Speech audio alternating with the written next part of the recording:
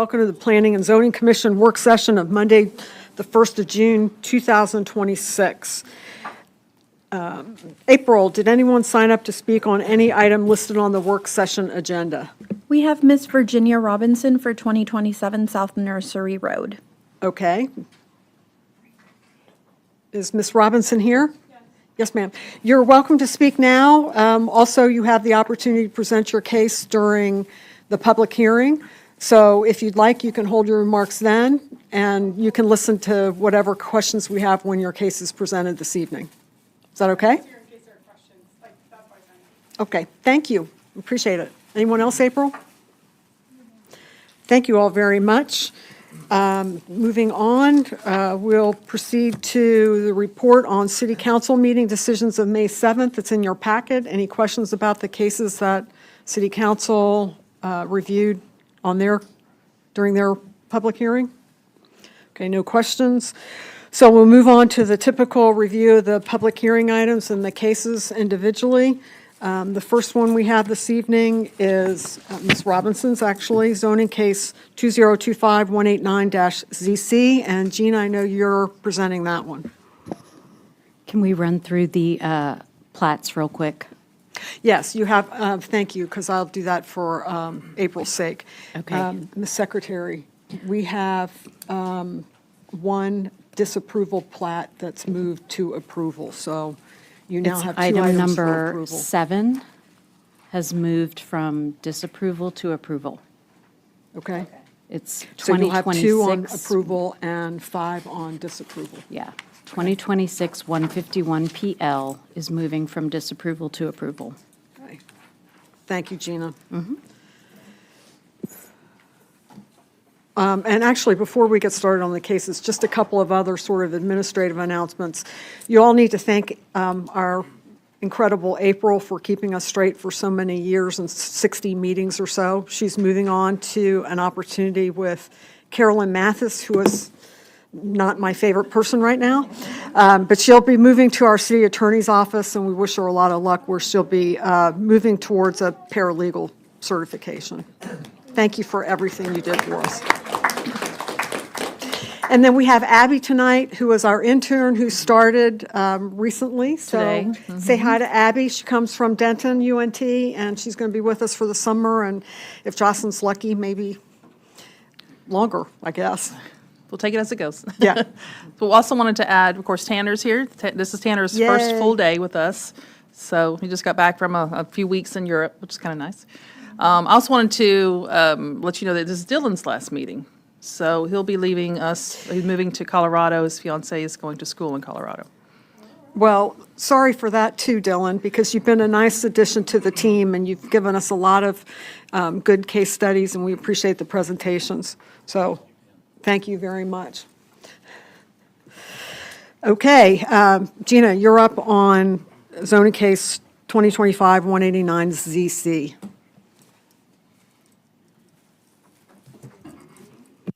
Good evening, commission members.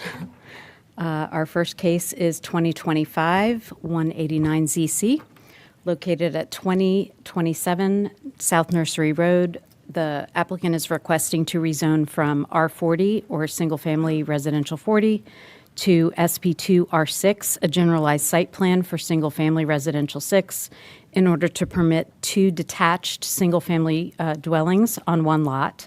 The staff recommendation is denial. We did not receive any comments in support or opposition to the case. And this is an aerial photograph of the property.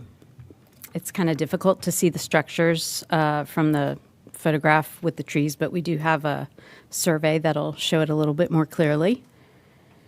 The future land use map, which you can see, does designate traditional neighborhood almost exclusively to the north, west, and south. There is some industrial property to the east. The property owner notification map and the surrounding zoning map. You can see the subject property is zoned R40, as well as a few of the parcels around it. Further to the northwest and south are other R6 parcels. that have been in the area for quite a while. It appears that when this property was annexed into the city, all those parcels down there were annexed in with the R40 zoning, which was very typical, and they have just remained that way. The parcel's 2 acres in size, and it's been in that configuration for many, many years. This is a survey of the property. And just to zoom in a little bit, I highlighted the structure on the lower part of the drawing is the main house. Then the property or the structure on the northern part of the property was a detached garage. The applicant began converting that structure to become what they hoped would be an accessory dwelling unit. When they went to go get permits for the structure, they realized that that was not something that's possible in the city of Irving because of our regulations. They had already done some modifications that needed to be taken out and reconsidered because of making it a livable or habitable structure. So the building permit inspections department actually approved this particular plan, which approved the space as a workshop, a storage area, a home office workspace, and it was allowed to have a toilet and a sink, which is permitted, and without any shower or bathing facilities.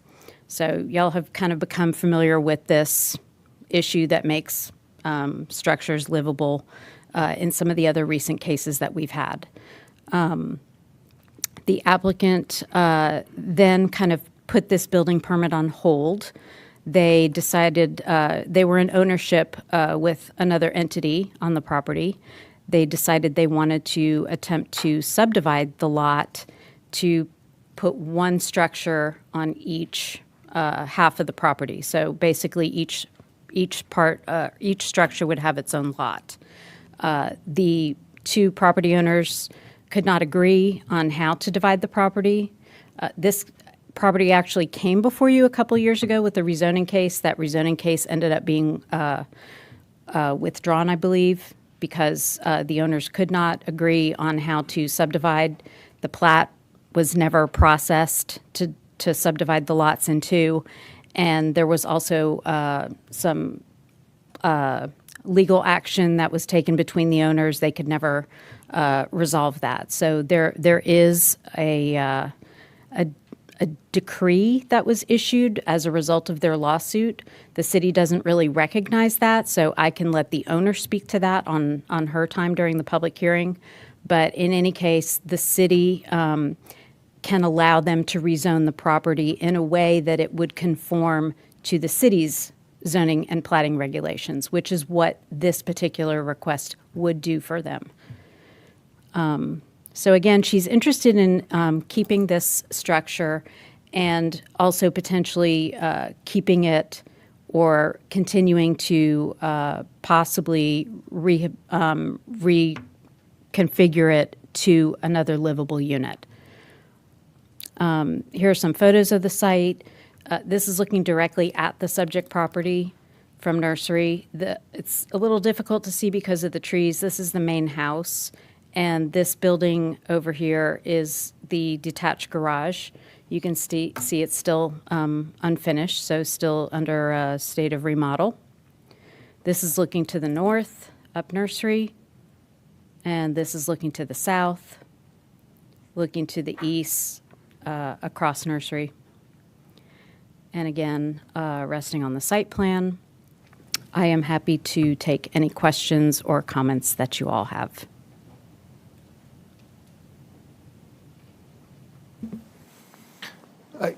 If this was approved, I mean, I know they're asking for finishing up the development of that northern building, but would we just be giving an approval altogether to be able to have 2 dwelling units on the property, in which it could be any 22 dwelling units? Like, they could tear those down and build something entirely new, or would they be locked into these? Because this is a site plan, they would be locked into this particular design and location of the structures. Okay.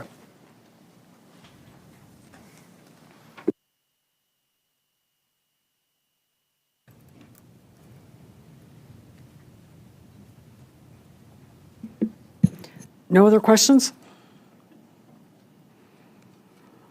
Okay, thanks, Gina. Haley, we'll move on to the conditional use permit at 2025-256 CUP.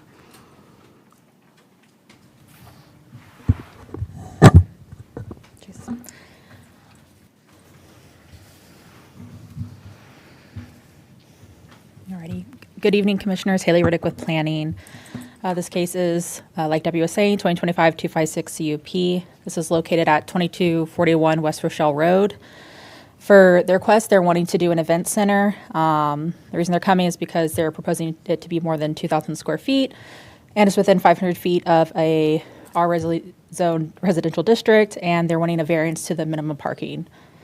After staff review, staff recommendation is for denial. In terms of public comment, there was none in support, and then there was one in opposition. Subject property,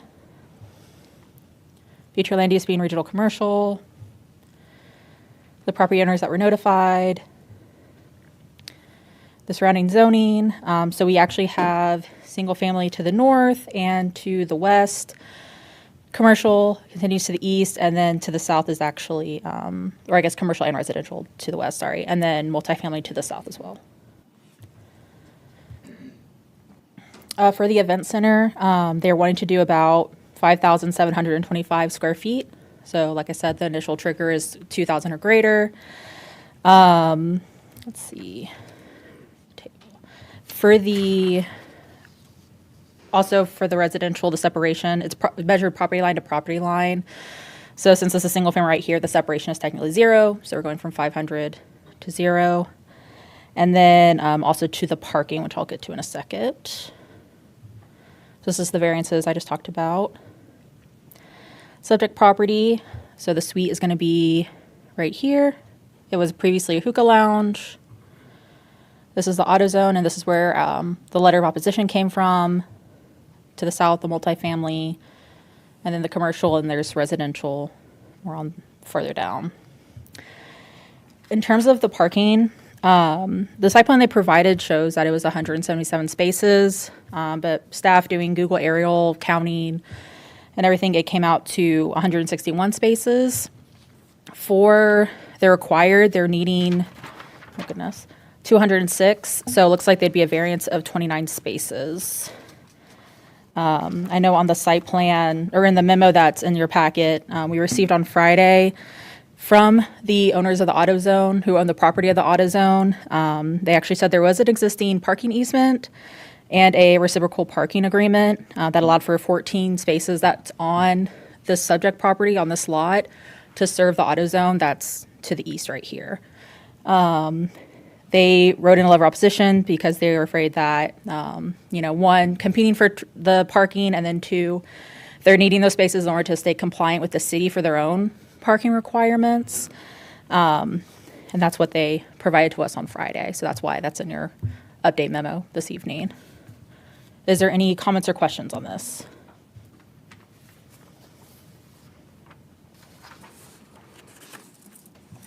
Thanks. Okay. Haley, you have the next one too, the special fence plan, 2026-56-SFP. Yep. This one's located at 2036 Pearl Lane. The request is to allow for a 7-foot wooden board-on-board fence within the side yard setback on a reverse frontage lot. After review, staff finding says that we does not meet the criteria listed in the 1517 Land Development Code. In terms of public comment, there was none in support or in opposition. So this is the subject property, traditional neighborhood for future land use, the property owners that were notified, and then the zoning, so just surrounded by R6 single-family homes. And this is their site plan. Some kind of history on this case. As far back as 1994 aerials, we were able to see a fence on this side property here along Spanish Trail. But between the years of 2013, 2015, it looks like this part and the rear were removed, and they kept they weren't there until about 2025 is when the fence was built. So this is already existing. In terms of, legality, there was a permit that was submitted in August of 25, so this past year. It was approved, but with the stipulation that it had to be 15 feet from the side property line along Spanish Trail. However, they continued, they built it from 5 feet from the property line, and then they failed their last inspection due to it, and then they came in with a fence plan case in February of this year. So it looks like the 15 is required, they have 5, so it's a 10-foot variance. And I guess I show you and then for the criteria, I'll go over that real quick. Just make sure it does not violate the intent, does not adversely affect surrounding properties, will not affect public safety, and that special conditions exist. So this is where the existing fence was, so around the one that was probably there from the 90s. This is the new one that they built in 2025. So their property, so the north, so their neighbors to the left, west, so across from Pearl. And then this is their site plan. So I open to any comments or questions. Question for you. The older fence, did y'all ever check and see if it was permitted or allowed at the distance it was? I can't remember if there was a permit for this one, but it was the one that existed far back as I could tell in aerials. So if there was a fence permit, it's probably from before the 94. So they just put the fence back up in its original setback, where it was originally built?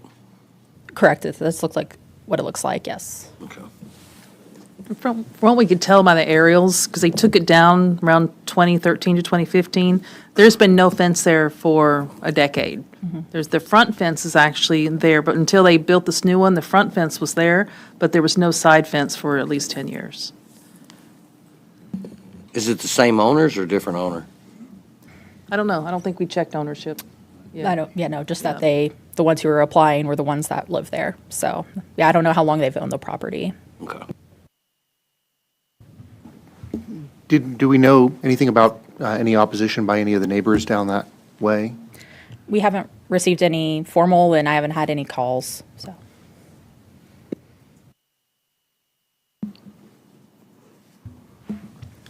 What about the house next door? Their fence is actually even closer to the sidewalk. This neighbor right here? Yeah. Yes. I don't know. Do they have a permit? That would be a question for inspections. I don't know why those two photos got cut off, but I guess this is the best one we have. Or was variance granted for them? As far as I know, there was no site plan zoning. It looks like the surrounding zoning was, Meaning for the all of neighbor, it's just regular R6, so there's no variance that was requested for that property. on that property, on the house? On this one right here, across from Spanish Trail. Because that one is actually, closer to the 5 feet that this variance is being requested. Oh, well then what? But they can't have a fence there anyway. Yeah, what they're saying is when they're rear to rear, they can be on the property line. The issue here is when you're rear to side or rear to front, that's where you get into this reverse frontage or kind of the established lot line or established setback. So that's the difference when you're rear to rear versus when you're rear to front. And did they explain what happened, how they got a permit for 15 feet from the setback, and how come it was built with 5 feet. with a 5 feet difference? They did not explain why they built it the way they did. I checked with inspections, the case manager who was over it. He's provided me the plans where he has it marked clearly 15 feet where the location is. So that's something you'd have to ask the applicant on why they built it that way. Jocelyn, you said they took down the side fence, but they left the front. Was the front left just like it is now, where it's close to the street? So if you don't mind me jumping in. please. So this aerial is actually from Google View before it was replaced. So this is all they had. So if you were to go around this corner, there was no fence there. So this is the old fence. So I don't know why they kept just that one front piece, but that's as far as it went out. So it was further than the 5 feet at that point. Haley, can you go back to the new fence photo? Yeah. So if I'm not mistaken, on the plans that were in the packet, there was also a sliding gate there, and that appears to have a bit of a driveway leading up to where that sliding gate might be. So my question would be, depending upon how the case goes tonight, I would want to make it very clear to the property owners not to build a carport or anything of that sort, because they'd have to come back again to get a variance on a carport there. That close to the property line, correct? Sorry, say, If they built a carport behind the gate into the yard. yeah, if they're behind the setback and they're not in the side setback, as long as they do the 400 square feet and the maximum height and everything, then they technically can, since it's in the rear. It looks like there's a 30-foot building line, and the house is at the 30-foot from the site plan. So you're correct, it'd have to get a variance for that as well. Yeah, I mean, it's a pretty big backyard, and they've got a driveway and a sliding gate, so it leads you to believe that there might be parking something back there. I mean, And I just remember other cases where we've had people putting carports that close to the, and not following the setbacks. Okay, any other questions, folks?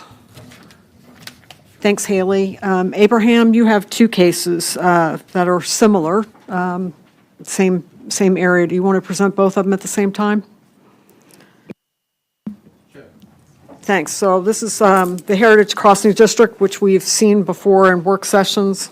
So thanks for coming back. Thank you. Abraham Soraya with Planning Department. And yes, this is the Comprehensive Plan Amendment 2026-112-CP for the northeast portion of the Heritage Crossing District.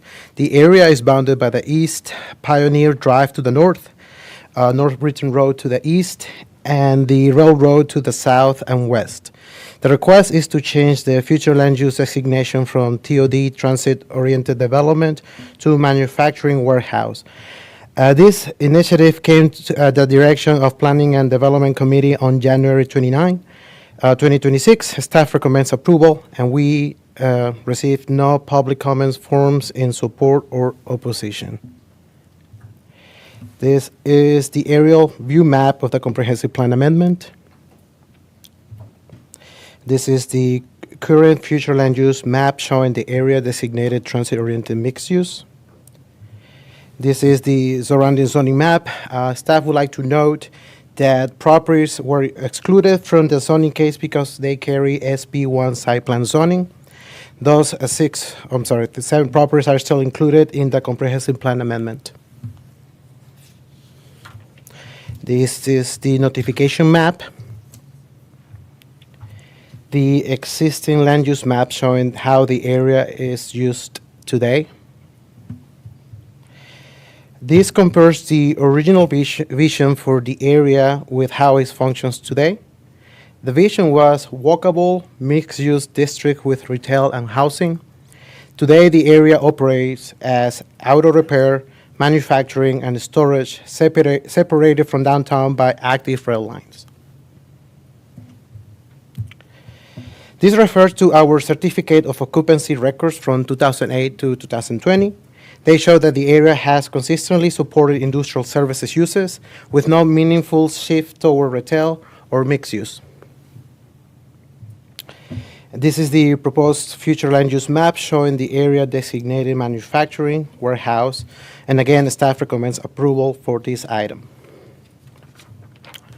Next is the zoning case 2026-58-ZZ. This is the case to rezone it from ACD TMU, Heritage Crossing District Transit Mixed Use, to ML20 Light Industrial. The case covers the 200 to 300 blocks Mavis Street, 100 block Grand Street, 300 and 400 block Jefferson Street, 300, 400 blocks of North Delaware Street, 200 and 400 blocks North Britain Road, Oates numbers, 104, 122, 200, and 312 East Pioneer Drive, excluding 301, 312 to 328, and 421 North Jefferson Street, and 305 North Delaware Street, and 220 Mavis Street. So we have two requests here with this zoning case. One is to remove the area from ACD regulating plan. The second rezoning case is to change ACD TMU Heritage Crossing District to ML20 Light Industrial. Staff recommendation is to approve this item, and we have received no comments of support or opposition. This will be the aerial view map for the zoning case. This is the Heritage Crossing District regulating plan from 2016. The area circled in the northeast is what we are proposing to remove. And this is the current, this will be the revised regulating plan with the northeast area removed. This is the revised regulating plan with this is the current future land use map for the zoning case showing the transit-oriented mixed-use designation. This is the notification map for the zoning cases. This is the existing land use map showing the industrial and service uses in the area today. And again, staff recommendation is to change this area to ML20, as many uses are already operating in the area. A lot smaller than ML20 will be treated as legal non-conforming lots. So no one is forced to consolidate. Homes in the area will become legally non-conforming, which means residents may continue living there, but a significantly damaged home could not be rebuilt as residency. This is the proposed zoning map showing the area rezoned to ML20. Again, staff recommends approval for this item, and I'm happy to answer any questions that you may have.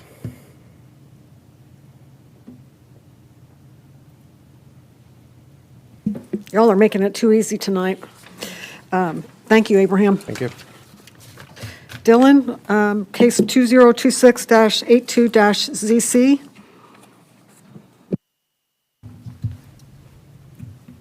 Yes, this is a zoning case 2026-82ZC. It's located at 4149 North Beltline Road. It's going from neighborhood commercial and State Highway 160 overlay to SP1 for the CN and State Highway overlay with a variance to allow an auto service minor as a permanent use within the 161 overlay.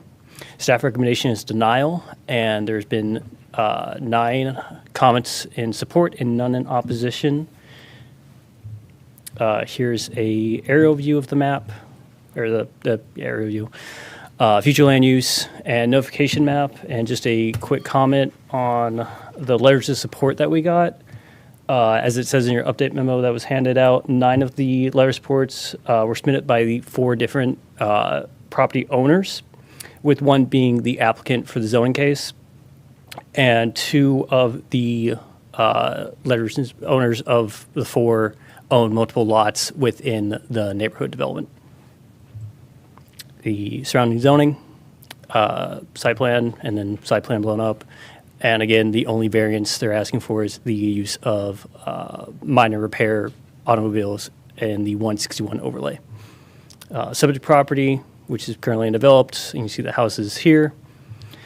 And this is what behind the wall. So the lot adjacent right there is currently undeveloped. Multifamily across the street. It's neighboring property. This is really the floodplain. The other property is located in this corner. A recent zoning case was heard for that recent. And then the site plan. Any questions?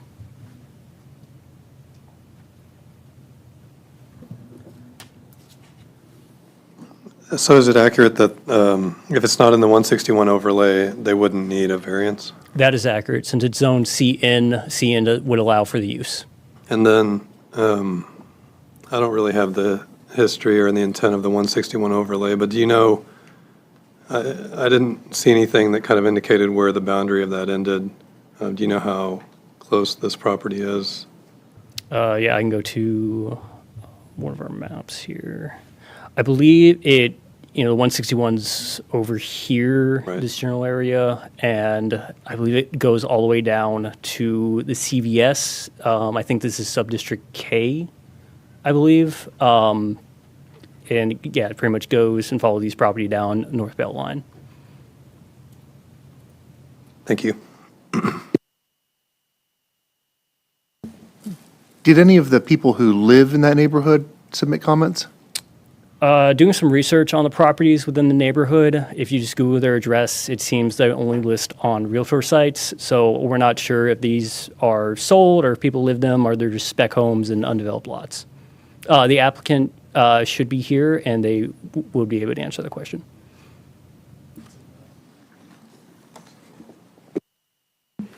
Dylan, what happens to the land behind that, to the west of the property boundary where the Jiffy Lube is going to go? That sort of triangular shaped piece between, This the right real here? long diagonal. What happens to all that land? I believe it's currently part of the zoning of, SP2 for the zero lot line houses. This is pretty much a big floodplain area. In fact, for construction to really be done on this property right here, we imagine there's going to be a lot of reclaiming of the floodplain to allow for it for construction and development requirements. So it's likely that that other parcel that's SP2 would not be developed because of the floodplain? That is correct, yeah. Thanks. What could they build there right now as it is?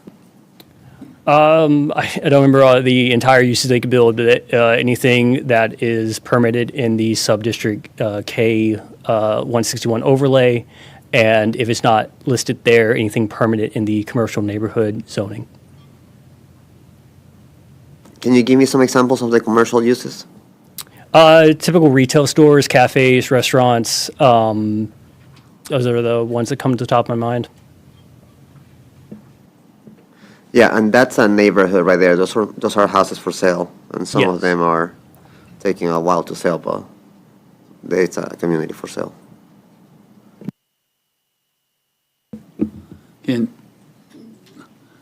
For the novice here, can you give me an example of what they mean by minor repair? So according to their site plan, they actually have it listed here as a Jiffy Lube. So those kind of uses where the car does not stay typically overnight, no engine rebuilding, transmissions being taken out, just a place to get your oil changed, tires rotated. that So it's kind got to of be in and out in one day. stuff. Typically, yes, yeah. Okay.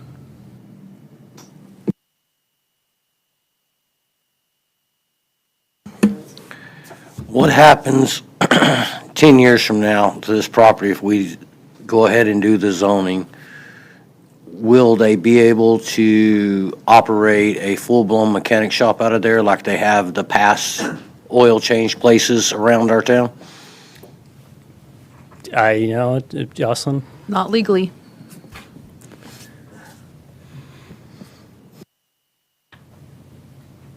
That's what the word minor means, right? Yep. Correct, yeah, Yes, as ma'am. Dylan said, the intention Yeah. with minor is that it is just these quick, not in-depth, doesn't stay overnight, the storage, that's a big issue with some of our auto repair, is keeping the cars overnight, keeping them screened, keeping them in the right locations, and that's why we determined when we did this a few years ago that these types of uses are neighborhood serving, when you're getting your oil changed or getting it inspected or whatever you need to do, but when you get to the heavier repair, those tend to be a little more imposing, so we wanted to separate those a little bit.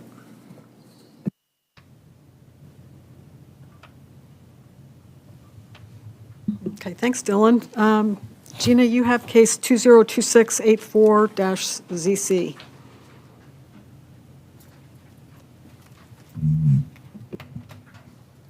Good evening again. Gina Costanza Grant with the Planning Department. Next case is 4401 North State Highway 161. The applicant is requesting to change the zoning from SP2 with ML20A and a data center, as well as State Highway 161 overlay uses to an SP2 for ML20A uses, also with data center and State Highway 161 overlay uses, with a variance to the maximum parking that would be permitted between a building face and State Highway 161 overlay right-of-way. The staff finding is that not denial, but that no hardship exists. And we do not have any letters of support or opposition. This is the aerial of the previous, actually, the church apparently still exists. They do have a demo permit active in inspections, but to our understanding, the demolition has not started yet. This is the future land use plan and the notification map and the surrounding zoning map. This is their proposed site plan. I tried to blow up the notes section. So in addition to the variance that they previously obtained to have data center as a principal use, that would normally not have been permitted, we now have the CUP process. This was done before that was adopted. So we're just keeping that in place. They are just adding an additional variance or requesting an additional variance to allow parking as located in an excess of 25% between the building face and the State Highway 161 right-of-way. The illustrative plans will show this a little bit better. Right now, they are, instead of developing a data center, actually looking to develop it with a warehouse facility. And in order to develop that warehouse facility, their current parking design shows this double-stacked row of parking in the front between the face of the building and the 161 right-of-way. The row in question that puts them over that 25% threshold of parking that would normally be allowed in this area is this row highlighted in yellow, as well as this small area of parking in the second row. They have proposed to instead move the parking to the rear of the site where they originally had planned to do spaces that were marked for truck parking, trailer parking in these areas, also highlighted in yellow back here. And as you can see from this plan is actually what they currently have approved in the inspections permit system. So should this variance not get approved tonight, they do have this approved permit in the inspections department to eliminate the parking along the front of the building, as you can see here in that front row, and move the parking to the rear of the site back here and remove those semi-truck trailer spaces and restripe them as car spaces. And these are some photos of the property. This is looking at it from 161, looking north of the property, south, looking to the east. And then just because the property also faces on Calvary, took some shots from back there. I am not sure how much they are going to vary the landscaping. This is looking east from Calvary. This is the area where that truck court would be. So I'm thinking there's going to be probably some substantial alterations back here to accommodate that truck lot, and also possibly the vehicle parking. So I am happy to answer any questions that you have.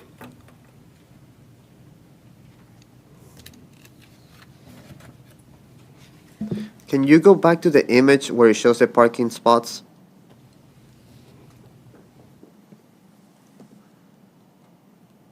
This one or this one? Yes. Yeah, that one. This one? So that space will be there regardless.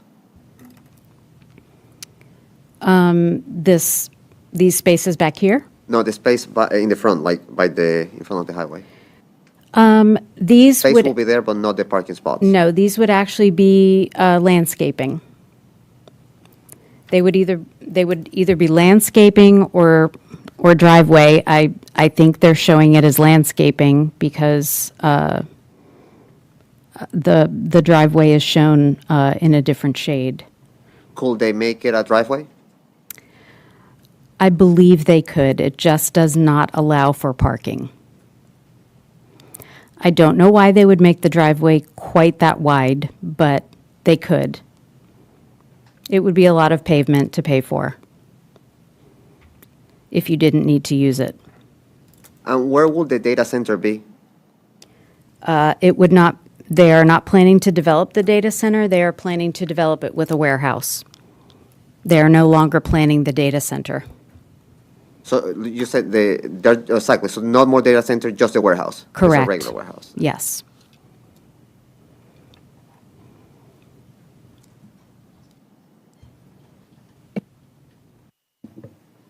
So then, Gina, then why does this say, okay, okay, never mind, I answered my own question. Right. What's, I was going to say, as I understood it, they're retaining the option for a data center. They're not changing the zoning that they got approved, but they're adding this. They want to add this parking so that with their plans to build a warehouse. Correct. what is the elevation on this building? We are not required to have that at this point, so I do not know what it looks like. I'm sure they probably have it in our permit system.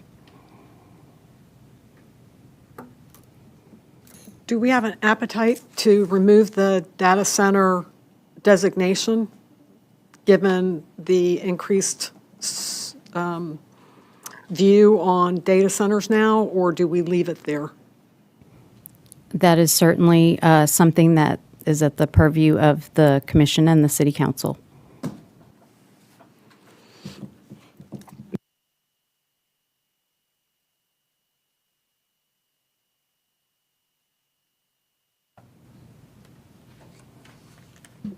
Any further questions?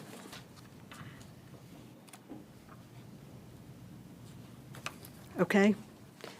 Dylan, you have case 2026-117-ZC.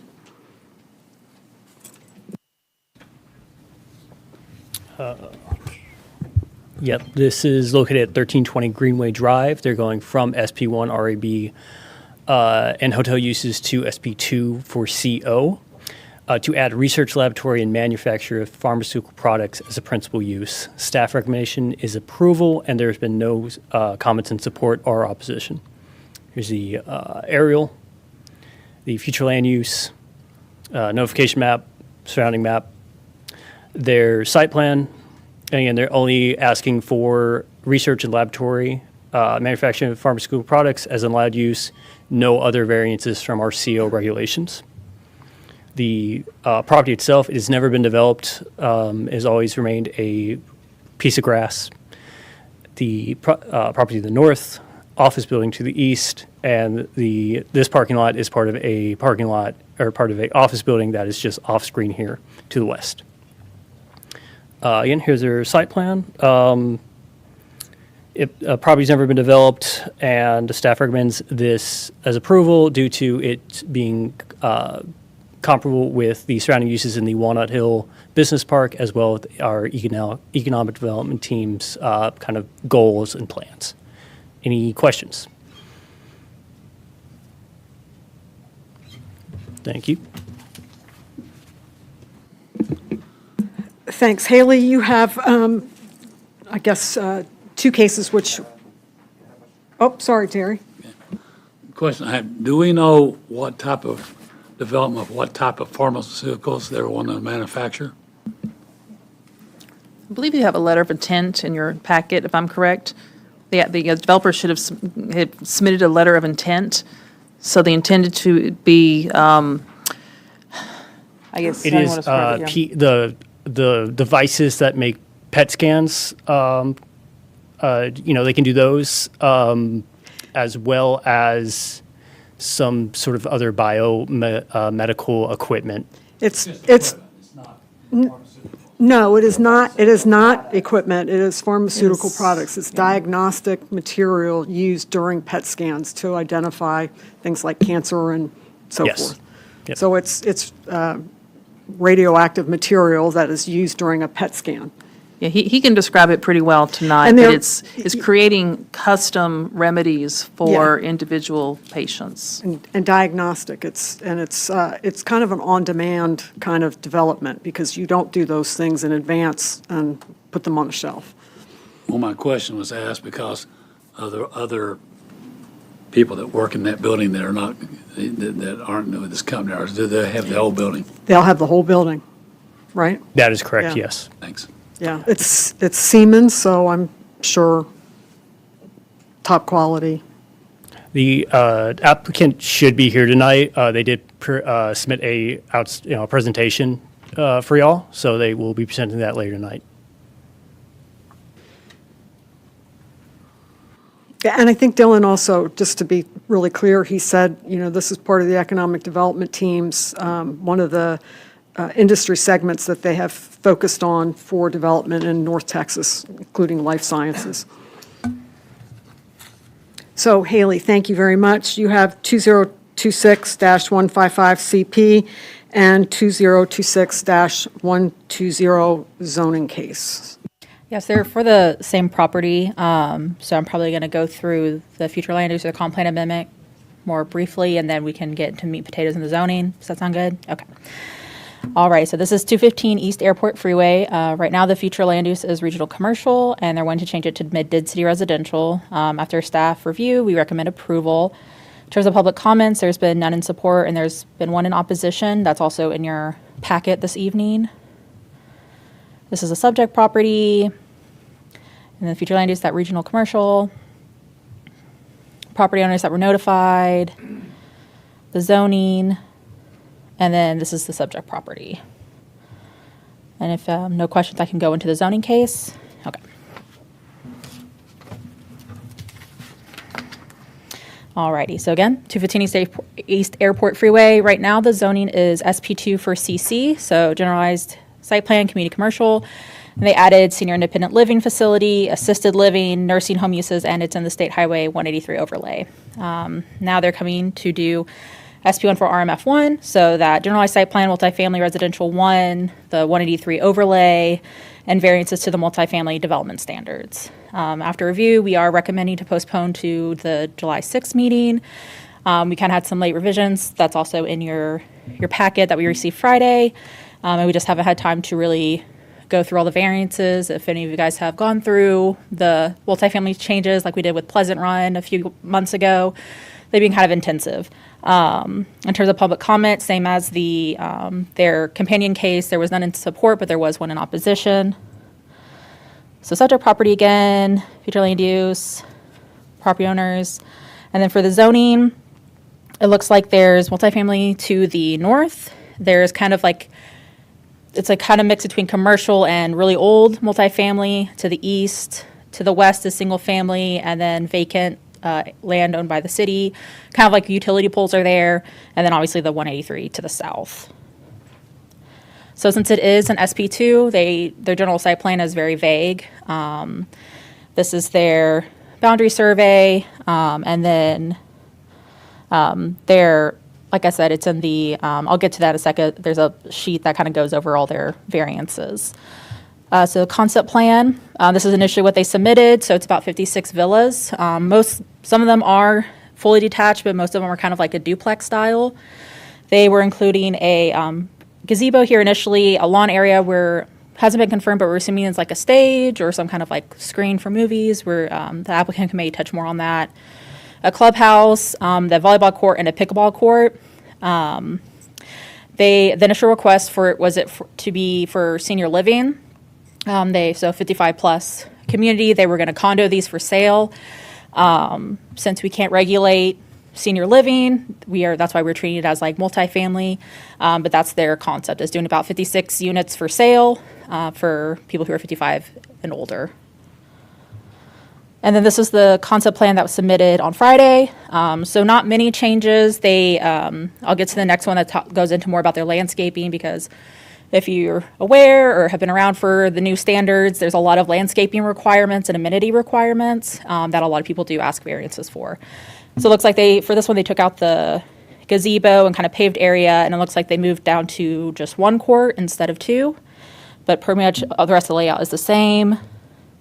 This is showing more of the landscaping, so these are going to be shrubs. You can see there's more trees being added.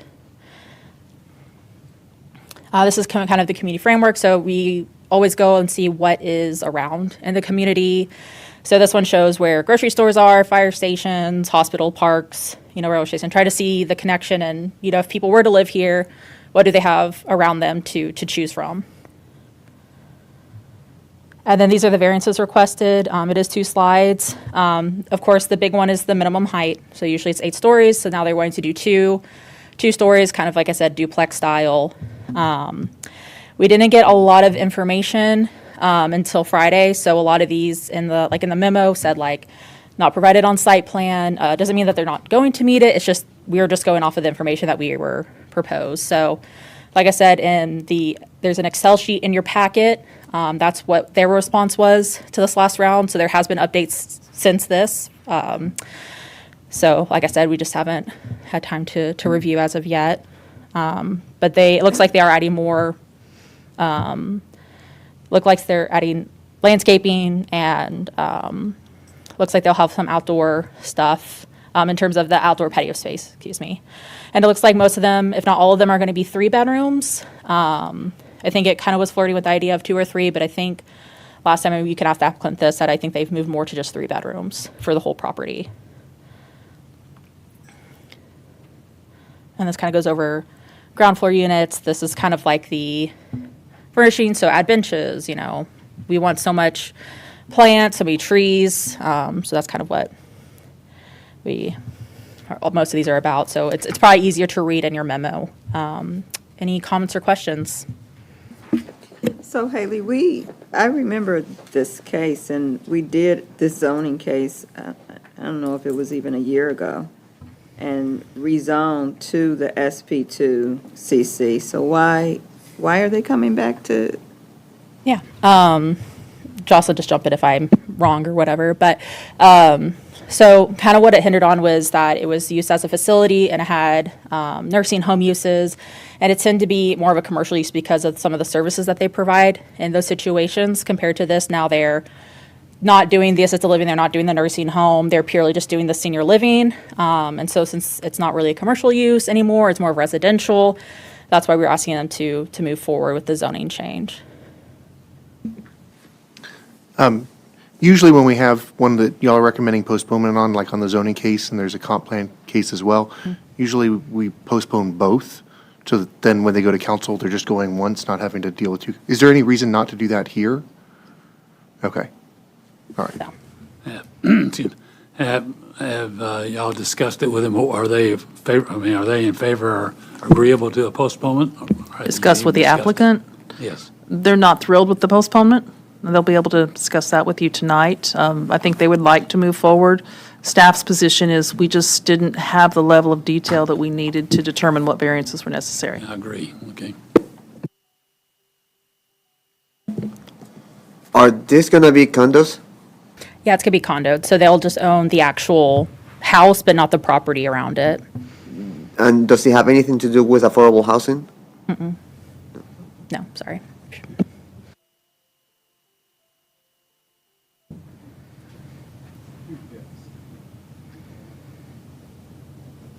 Do you want to speak? Okay. Yeah, it's a generalized site plan, so I had not seen that comp plan before, but the fire lane surely is not code compliant with the fire code. So they're showing a 24-foot fire lane with 25 feet internal turn radii, so we would definitely need that changed. Okay. Is this the one that came in on Friday? Yes, this one, yes. I can't I don't tell. think they changed much of the layout, but just Okay. this, yeah. Okay, I just wanted to point that out. Cool. Thanks. Yeah, and that's another thing too, is since it is a generalized site plan, it's that boundary survey, we can't regulate concept plans. But that's something that would be addressed, in building permit. Oh, okay.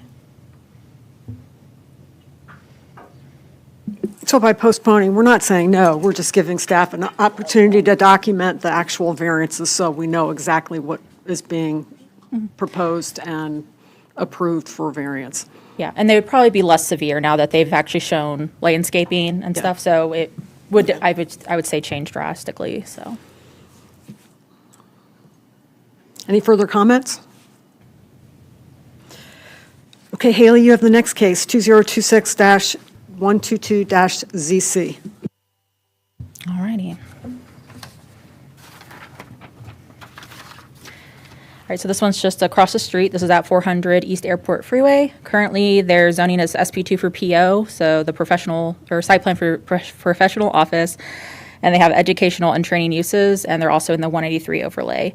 They're wanting to rezone to SP2 for CN, neighborhood commercial with education and training uses, the 183 overlay, and adding the stipulation of outdoor vocational training for electrician and electrical line worker programs. After staff review, recommendations for approval. In terms of public comment, we did not receive any in support or in opposition. So this is subject property, future land uses that regional commercial, property owners that were notified, and then the zoning. So kind of the uses that are around here are kind of interesting. So obviously north we have the highway. To the east we have like a Sunbelt Rentals. And to the west we have a medical facility. It's I believe a dialysis center. And then to the south it's actually currently vacant or mostly vacant. And this is their site plan. So initially when they came in, they actually did a zoning case in September of 2010 that was approved. They were just adding indoor and outdoor training for aviation. You can see that this was the existing, all this is existing besides this part to the left of the screen. They had this specific area where they could work on aviation equipment, and then they had classes inside. Now they're wanting to continue those uses, but they're wanting to add an area back here where they're going to put utility poles so they can train, electrician line workers to go up and down safely and whatever else that requires. So this is the subject property to the north, so the highway, that's the dialysis center, then the east subject, so that's Sunbelt Rental, and then back to their site plan. I'm open to any comments or questions. And I guess I'll add this. It looks like they're wanting to do a maximum of 28 poles, and the poles will be a max of 35 feet in height, and would only be allowed in this kind of grade area, which is the vacant property that's to the south. So really, if you rotate it, this is the south, and this is where the highway is. So it'll be pretty rear. So in the rear.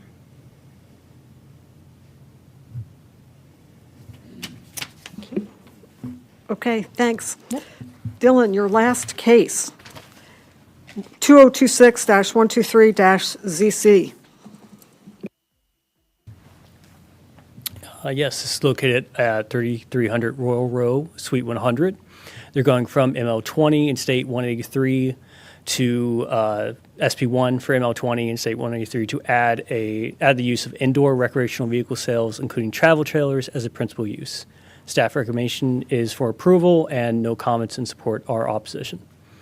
Aerial map, future land use notification map, surrounding zoning, and the suite itself just kind of highlighted. And again, the only variance they're asking for is the additional use. The subject property, as you can see, they have kind of like their sign up. The property to the north, this is on Royalty Row. East of the property, this is part of the kind of like that same kind of industrial looking commercial spaces. Property to the west, this is looking from Royalty Row. And then the site plan itself, just some background information on this. The applicant has appeared to be in this suite since 2024, and there is actually a small typo in the staff memo. It says they had a CO from June 21st, 2024 for the use of office, warehouse, and sales. It should say showroom. Apologies for that. They're asking for this zoning case to get an updated CO to allow sales to get a franchise dealership license from the state so they can sell RVs. Additionally, RVs shall match our UDC definition word per word, and it is comment number 4 in the staff memo. Since all of the activity will happen indoors, including the showroom, sales, warehousing, none of it's going to be outdoors, staff can recommend approval. Any questions or comments? Are they trying to, I guess, revise their CO or in order to comply with DMV's new rules as far as the CO specifically stating certain sales of certain items? That is 100% the case. Okay.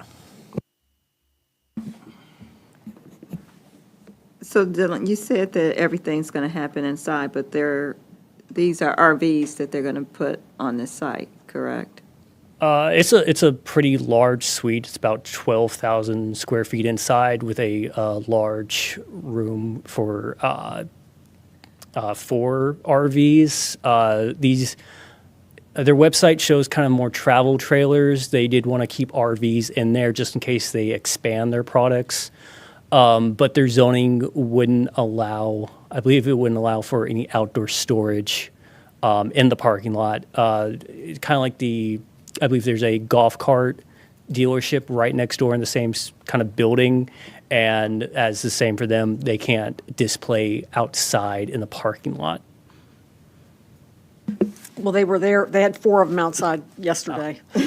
I'm sure they went inside when Yeah. the business closed, but, So, Yeah. yeah, so there's some kind of display, I mean. So and they're here tonight. They should absolutely be here tonight, and they can answer any questions. But they have indicated to us that all activities will be happening indoors. If they have something else to say, they'll be here.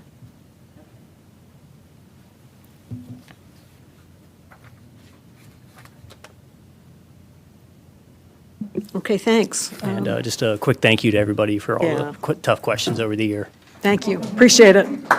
Thanks, Dylan. Abraham, you have our comprehensive plan updates, 2026-43-CP.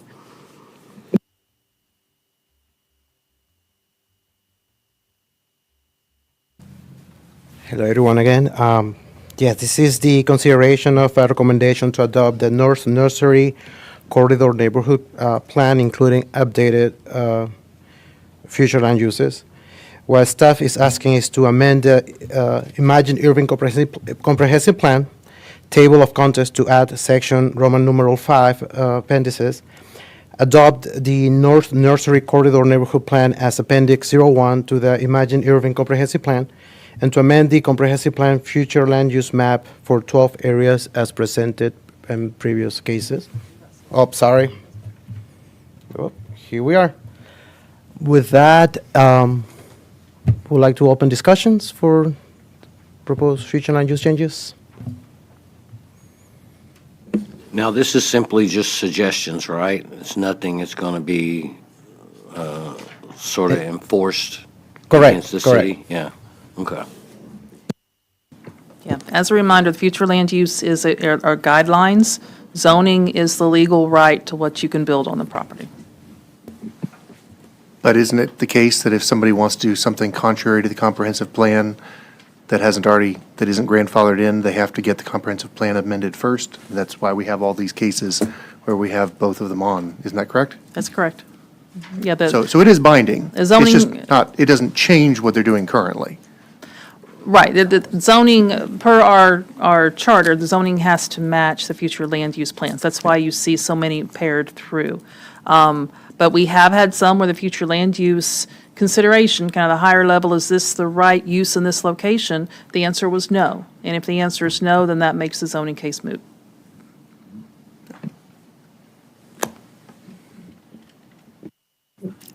Josh, number 7 on here is the one that's the lands, the small residences across from On Pioneer. Owens Corning, yeah. Yeah. So I don't know how you feel. I kind I- of feel like I want to keep the houses there. Yeah, I do As too. opposed I mean, to we've local had- commercial. So we could carve those out and not change that, Yeah, I would be in favor of not. removing. Or I would be in favor of removing that. Yeah, I'd like to see it all go forward, but that particular one, depending upon how the rest of you all feel about removing that number 7. Just to I- clarify, it's number 8. Number 8? Yes. Okay, sorry. I went back and forth on these two and didn't look carefully. Thank you very much for the correction. So number 8 would be the one that, Josh and I feel like should remain the same and not be included in this update. But I'll leave it up to you all to, It's not number 7 on here? I thought it was. I'm looking at the slide, just Oh, bet on this. slide. On our, on Yeah. our sheet. Oh, They don't number match. 7. Okay. apologize for that. Yep, Yes, number thank you. 7. So it is number 7 on the agenda. Number 8 on the presentation. I'm sorry about that. Yeah, Okay. thanks. We're all Yeah. on the same page now. I was going to make a similar comment, that I just thought it was more appropriate to retain the traditional neighborhood designation. So I wasn't sure if this was an all or nothing, if we're being asked to recommend, well, I wasn't sure if we were being asked to recommend what's before us, or if this is still just advisory, but if it was all or nothing, or if we could make changes. So, So any recommendation will be forwarded to council? And they will, for tonight. yes. Okay, but it's all or nothing, so we could recommend the plan but subject to changing this designation, or keeping the designation traditional neighborhood. It could be a recommendation, yeah.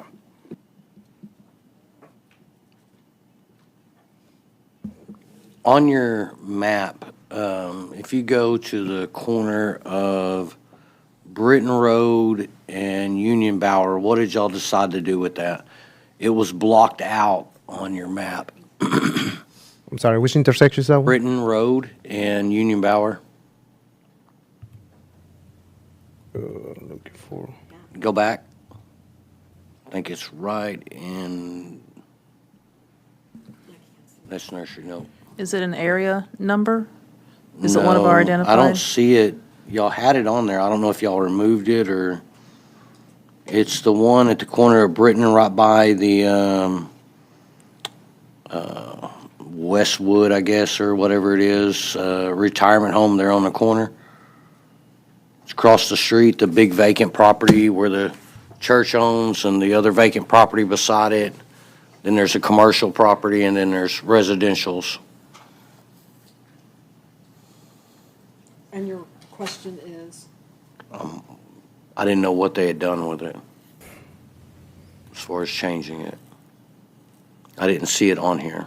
It was on the original nursery map, but it's not on this. I guess it's the number 11. Yeah, well, I don't know, on the sheet on the computer. That's what it shows. Number 11. The one that says 10.9 acres east of Carl Road, along Dory Lane, Ross Drive, French Street, north of Union Bower.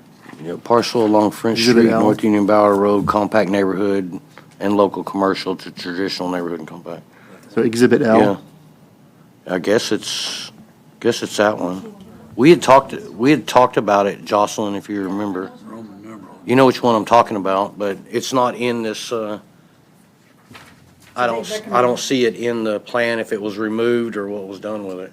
Yeah, it wasn't intentionally removed. I remember having this discussion. I think we kept what it was currently. We'll check into it.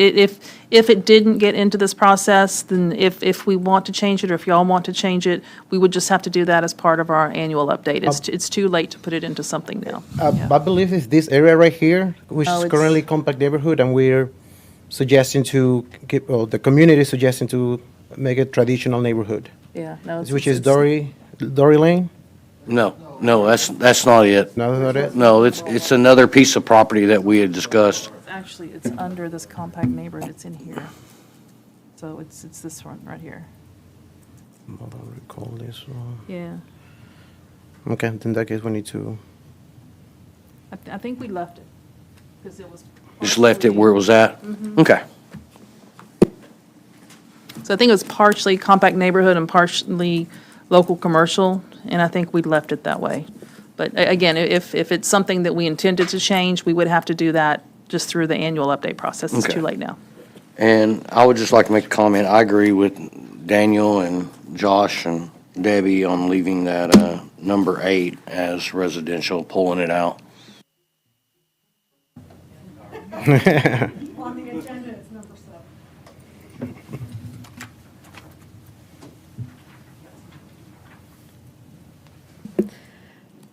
Okay, folks, thank you very much. That's the end of our review of public hearing items, unless anyone has any questions remaining. Debbie, could I come up to the podium and clarify something on the first case? Yes, please. And while she does that, since we've had confusion about items 7 and 8, I just want to clarify that the item you guys are talking about is the 6.9 acres along Pioneer Drive. Is that the correct agenda item that you're wanting to, yeah, they would want to recommend denial on? Yeah, yeah, 6.9 acres along Pioneer Drive between Joffrey Drive and Nursery Road, and one parcel south of Pioneer Drive, the Exhibit H. My recommendation would be that at the time of any motion to that effect, that that entire caption be read to avoid any confusion as to what your recommendation would be on that particular piece.